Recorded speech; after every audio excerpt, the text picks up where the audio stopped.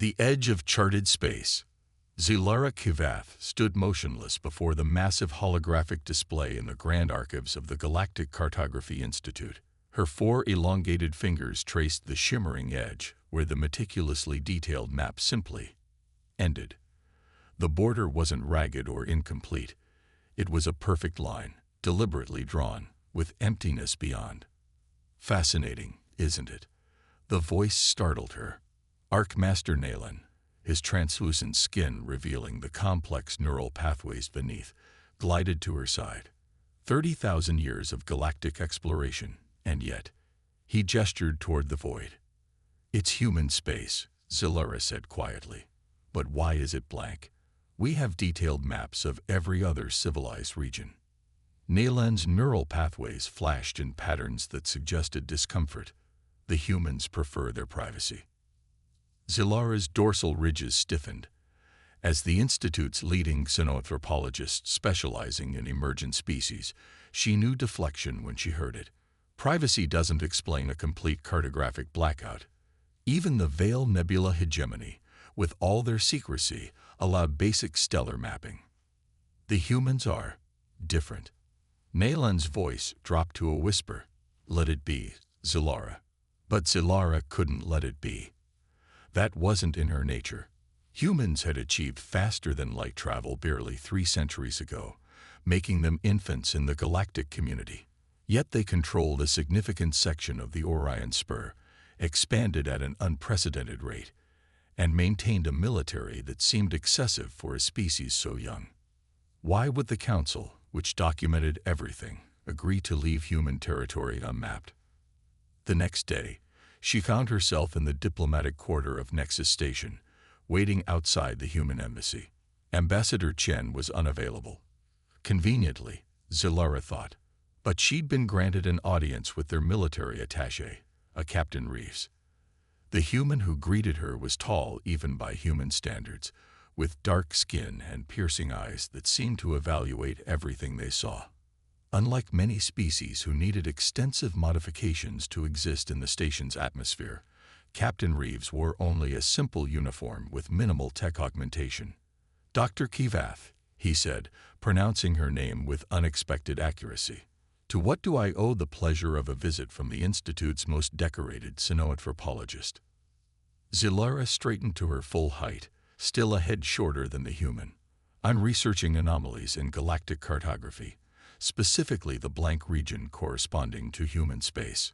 Something flickered across Reeves' face, an expression Zilara couldn't interpret despite her years studying human microexpressions. Official maps end at our borders, he said carefully. That's by mutual agreement. Yes, but why? Zilara pressed. It's unprecedented. The Council has catalogued every star system in civilized space. Perhaps not everything needs to be catalogued. Reeves gestured toward the viewport where distant stars glittered. Some mysteries are better left unexplored. That's not a scientific approach, Captain. Science isn't everything, Doctor. Reeves smiled, but his eyes remained serious. Sometimes survival takes precedence. The word hung between them. Survival. An odd choice. What would humans need to survive from? She asked. I've said more than I should. Reeves straightened. If you're truly interested in human territory, I recommend focusing on our cultural exchanges, not our borders. But the exchange only intensified Zilara's curiosity. Over the next 14 cycle days, she delved deep into the Institute's archives, searching for any information on early contact with humans. The official records were frustratingly sparse, but in the subarchives, she found fragments, logs from commercial vessels, unofficial diplomatic communications, and cryptic security briefings. A pattern emerged. In the early days after first contact, 7 Galactic Council exploration vessels had ventured into what was now human space. None returned. No distress signals, no debris, no explanation. After the 7th disappearance, all exploratory missions ceased by unanimous Council vote, something that almost never happened given the Council's notorious infighting. More curious still, humanity's rapid expansion began immediately after these incidents. They built warships before colony ships, established military outposts before trade centers, and developed weapons technology at a pace that alarmed many council races. The humans were preparing for something. But what? Zilara was comparing stellar charts when her office door hissed open. Arcmaster Naylan entered, flanked by 2 sentinels. The Council's security force. "Your credentials have been temporarily suspended, Dr. Kivath," Naylan said, his neural pathways pulsing with patterns of regret. "You've been accessing classified archives without authorization." Classified? Zilara's inner eyelids flickered in confusion. "I'm a level 7 researcher. What archives are classified to me?" "Those pertaining to early human contact incidents." Naylan glanced at the sentinels. "The Council takes these restrictions seriously." "Why? What happened to those ships?" Zilara demanded. "What are the humans hiding?" "It's not what the humans are hiding," Naylan said quietly. "It's what they're containing." The sentinels moved forward, but Zilara held up a hand. "Wait, I need to understand this." "No, you don't." Naylan's voice hardened. "Sometimes, ignorance isn't just bliss, it's survival. The Council's arrangement with humanity exists for a reason." "What arrangement?" Zilara demanded. "They guard the boundary. We don't ask questions." Naylan gestured to the sentinels. "This investigation ends now. Return to your approved research, and this incident will be forgotten." After they left, Zilara sat in her darkened office, staring at the holographic star chart where human space remained an empty void. Guard the boundary. Boundary against what? She needed to know. 3 days later, she was aboard a commercial transport to Proxima Station, the last neutral outpost before human space. The station hummed with activity. Traders, diplomats, and adventurers from across the galaxy mingling in its crowded corridors. She found Captain Reeves in a quiet corner of the observation deck, watching as a human military vessel underwent repairs. "You're persistent," he said without turning, "and apparently immune to warnings." "I had my access revoked," she said, "which only convinced me I'm asking the right questions." Reeves finally faced her. "What exactly do you want, Dr. Kivath?" "The truth. What are humans guarding against? What happened to those exploration ships? Why did humanity build a war machine before they'd even established a dozen colonies?" Reeves studied her for a long moment. "Have you ever wondered why, in a galaxy full of ancient civilizations, no one achieved faster than light travel until relatively recently? The Acraci have existed for 50,000 years, the Viridians for 30,000. Yet interstellar travel is barely 3 millennia old." The question caught Zilara off guard. It was true. Most spacefaring races had existed for millennia before developing FTL capabilities. There were theories about developmental plateaus, technological bottlenecks, but nothing conclusive. "Something discourages expansion," Reeves continued. "Or someone. When civilizations reach beyond their home systems, they eventually encounter them. Them. We don't have a proper name. The Void Eaters, the Star Silencers, the thing that lurks between galaxies and reaches in occasionally to feed." Zilara's ridges flattened against her spine, an instinctive response to threat. "You're speaking of myths." "I wish we were." Reeves' expression darkened. "Humanity expanded rapidly because we had to. Our first FTL exploratory mission encountered them. Of 12 ships, 1 returned, its crew mad with terror. When we sent armed vessels to investigate, we found evidence of something ancient. Something that hunts civilizations when they stretch too far from their cradles. The Council ships," Zilara whispered, understanding dawning. "We tried to warn them, but who would believe the primitive newcomers? By the time the Council realized the threat was real, 7 ships were gone." Reeves turned back to the viewport. "So we made a deal. Humanity would guard the boundary, expand outward instead of inward, face the darkness so the rest of the galaxy wouldn't have to. Why would humans sacrifice themselves this way?" Reeves smiled grimly. "Because we're stubborn. Because we're excellent at warfare. Because something in our psychology makes us uniquely suited to face cosmic horror without breaking, and because someone has to do it. Zilara stared at the human warship. Its design suddenly made sense, not just for space combat, but for something else. Something worse. "I want to see," she said finally. "I need to understand what we're facing." "No."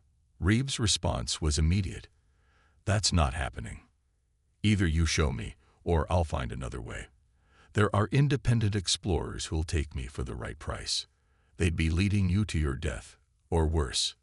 Then keep me safe." Zilara met his gaze steadily.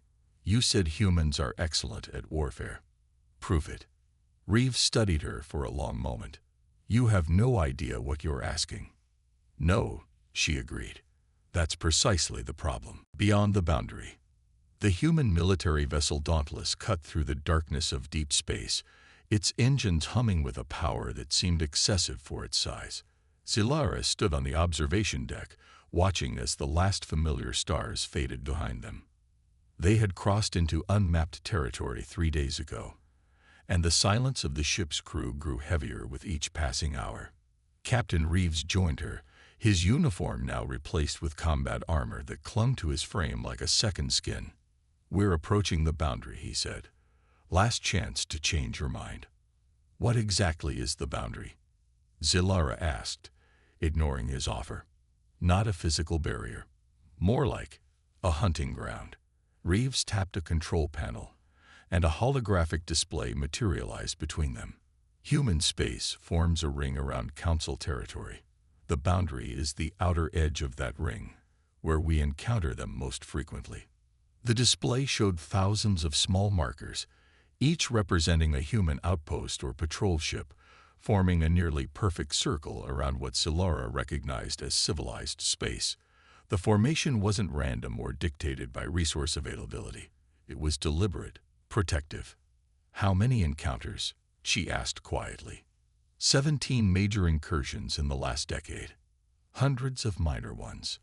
Reeves dismissed the hologram. "We lose ships, stations, sometimes entire colonies. But we hold the line. And the Council does nothing to help. The Council provides resources, technology, intelligence, but discreetly. Your people aren't built for this kind of war, Doctor. It would break them." The ship's communication system chimed. "Captain to the bridge. We're detecting anomalies." Reeves' expression hardened. "Stay here. I came to see," Zilara reminded him. After a moment's hesitation, he nodded. "Follow me. Stay close. Touch nothing." The Dauntless's bridge was unlike any command center Zilara had seen. Beyond the standard navigation and weapons systems, there were stations dedicated to monitoring what the displays labeled as void fluctuations and dimensional integrity. Crew members wore neural interfaces more advanced than anything in Council space. "Report," Reeves commanded as they entered.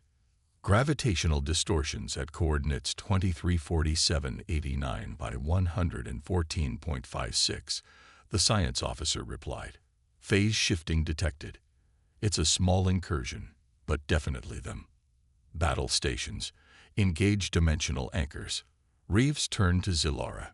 "What you're about to see defies conventional physics. Don't try to rationalize it.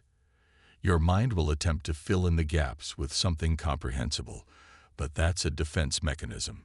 Warning alarms sounded as the ship's lights dimmed to a deep red.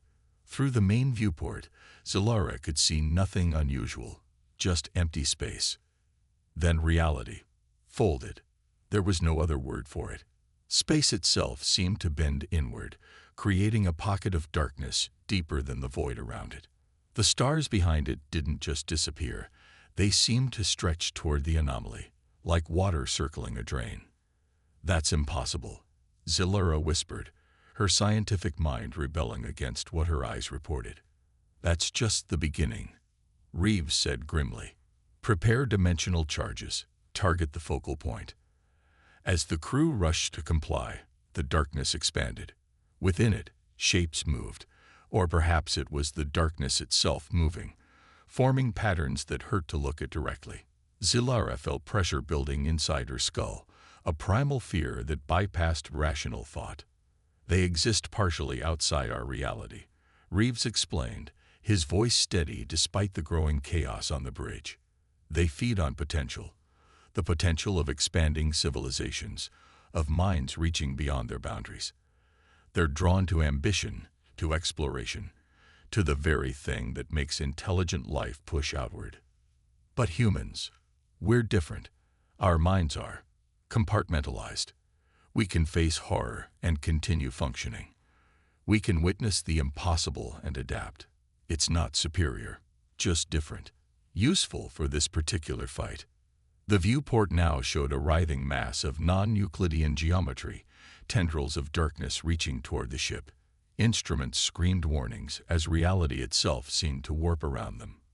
Fire dimensional charges, Reeves ordered. The weapons that launched from the Dauntless weren't conventional missiles or energy beams. They emitted no visible light, no detectable radiation, but when they impacted the darkness, reality snapped back like stretched fabric released. The void creature, if creature was even the right term, recoiled, its formless mass contracting. Again, Reeves commanded, full spread. The second volley tore through the anomaly, dispersing the darkness back into ordinary space. Stars reappeared, and the pressure in Zilara's mind eased. A minor incursion, Reeves said, though sweat beaded on his forehead. Barely a scout. That was a scout. Zilara's voice shook despite her best efforts. The major incursions involved fleets of ships, thousands of casualties. Reeves dismissed the tactical display. Now you understand why we expanded so quickly, why we build warships instead of explorers. We're not conquerors, Doctor. We're the wall between these things and everything else. As the ship returned to normal operations, Zilara found herself in the medical bay. Not because she was physically injured, but because her mind needed time to process what she'd witnessed. The ship's doctor, another human, explained that non-human neural structures often required recalibration after exposure to the entities. How did humanity discover them first? She asked when Reeves came to check on her. Why not the ancient races? We think they were dormant or focused elsewhere. Reeves sat beside her bed. The older civilizations expanded slowly, cautiously. When humanity burst onto the scene, impulsive, reckless, hungry for the stars, we made ourselves a target. We rang the dinner bell. And instead of retreating, you fought back. What else could we do? Run back to Earth and hide? These things don't lose interest. Once they find you, they hunt you until nothing remains. Reeves' eyes held a weariness that transcended physical exhaustion. So we adapted. We built weapons that shouldn't exist, ships designed to fight nightmares, and we pushed outward to keep the fighting away from everyone else. The Council should know. Everyone should know. To what end? Mass panic. Civilizational collapse. Most species can't comprehend these entities without severe psychological damage. Reeves leaned forward. The Council leaders know. They provide what help they can while maintaining the fiction that human space is simply unmapped. 3 days later, they returned to Proxima Station. The Dauntless carried scars from its encounter, not physical damage, but subtle anomalies in its sensor arrays, communication systems, and even its structural integrity field. These ships never returned to perfect condition, Reeves explained. Each encounter left its mark. Zilara spent the journey reviewing the data they'd collected, correlating it with the fragments she'd found in the Institute's archives. The pattern was clear now. The mysterious disappearances, humanity's explosive expansion, their focus on military technology. It wasn't aggression, it was desperation. As they prepared to dock, Reeves found her in the ship's library. "What will you do now?" he asked. "What I always do. Seek the truth." Zilara's dorsal ridges had finally relaxed after days of tension. But carefully, responsibly. The Council will attempt to silence you. They've maintained this secret for centuries. "I don't intend to cause panic," she assured him. "But key researchers, military planners, cultural specialists. They need to understand what humanity is sacrificing, what you're protecting us from. And if they don't believe you. Zilara's inner eyelids flickered, her species' version of a grim smile. I have the data. And I have you, Captain. Together, we present a compelling case. You assume I'll help you upend the status quo. I assume you're tired of fighting alone. Zilara studied the human's expression. The boundary is expanding. The attacks are increasing. Sooner or later, humanity will need more than silent support from the shadows. Reeves was quiet for a long moment. We've lost 17 colonies in the past decade. Our population growth can't keep pace with the casualties. You're right. We need help. Then help me help you, Zilara said simply. Not immediate, full disclosure, but a gradual awakening. Prepare the council races for the truth, one mind at a time. 1 month later, Zilara stood before the High Council's Special Committee on Interspecies Security. Her credentials had been not only restored but elevated, thanks in part to Captain Reeves' unexpected influence. The committee members represented the 12 most powerful civilizations in known space, their combined age spanning over 100,000 years.